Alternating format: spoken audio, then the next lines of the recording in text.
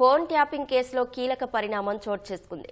కేసులో ప్రధాన నిందితుడు స్పెషల్ ఇంటెలిజెన్స్ బ్రాంచ్ మాజీ ఓఎస్డీ ప్రభాకర్ రావుతో పాటు మరో కీలక నిందితుడు అరువుల శ్రవణ్ను పట్టుకునేందుకు పోలీసులు నిమగ్నమయ్యారు.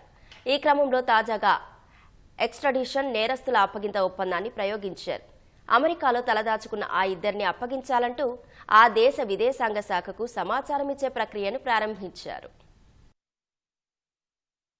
రాష్ట్రంలో సంచలనం సృష్టించిన ఫోన్ ట్యాపింగ్ కేసు దర్యాప్తును పోలీసులు ముమ్మరం చేశారు. అమెరికాలో తలదాచుకున్న ప్రభాకర్ రావు అరువుల శ్రవణ్ను స్వదేశానికి తీసుకొచ్చేలా కసరత్తు చేస్తున్నారు. కరుడుగట్టిన నేరస్తుల్ని అప్పగించే విషయంలో అమెరికాతో భారత్కు ఒప్పందం ఉన్నందున తాజా ప్రక్రియకు శ్రీకారం చుట్టారు. ఈ క్రమంలోనే సిఐడి ద్వారా కేంద్ర హోంశాఖకి పోలీసులు నివేదిక పంపించారు. అక్కడి నుంచి విదేశాంగ శాఖ ద్వారా అమెరికా ప్రభుత్వానికి ఆ నివేదిక వెళ్లాల్సి ఉంటుంది. అమెరికా ప్రభుత్వం కనుక ఆ నివేదికను పరిగణలోకి తీసుకుంటే నిందితులిద్దరిని భారత్కు అప్పగించే అవకాశం ఉంది.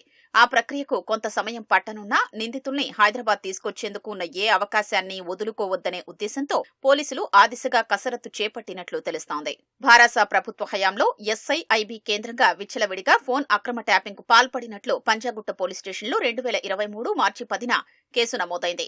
ఆ మరుసటి రోజే డీఎస్పీ ప్రణీత్ రావును అరెస్ట్ చేయడంతో ప్రభాకర్ రావు, శ్రవణ్ రావు దేశం విడిచి వెళ్లిపోయారు. మార్చి 11నే అమెరికాకు వెళ్లిన ప్రభాకర్ రావు ఇల్లినాయిస్ రాష్ట్రం అరోరాలో ఉంటున్నారు.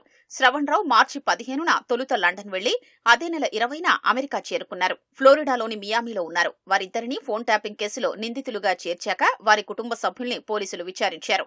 ఇద్దరూ న్యాయస్థానంలో వేర్వేరుగా మెమోలు దాఖలు చేశారు. ప్రభాకర్ రావు గతేడాది జూన్లో వస్తారని పేర్కొన్నారు. వైద్య చికిత్స నిమిత్తం అరోరాలో ఉన్నట్లు వివరించారు.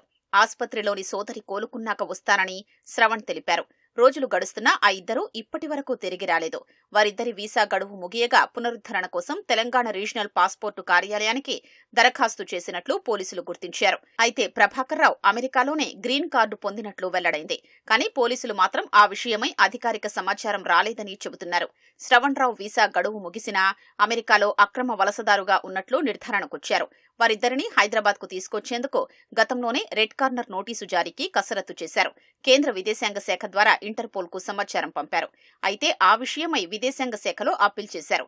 ప్రస్తుతం ఆ ప్రక్రియ కొనసాగుతుండగానే తాజాగా ఎక్స్ట్రాడిషన్ ప్రక్రియను ప్రారంభించడం చర్చనీయాంశంగా మారింది.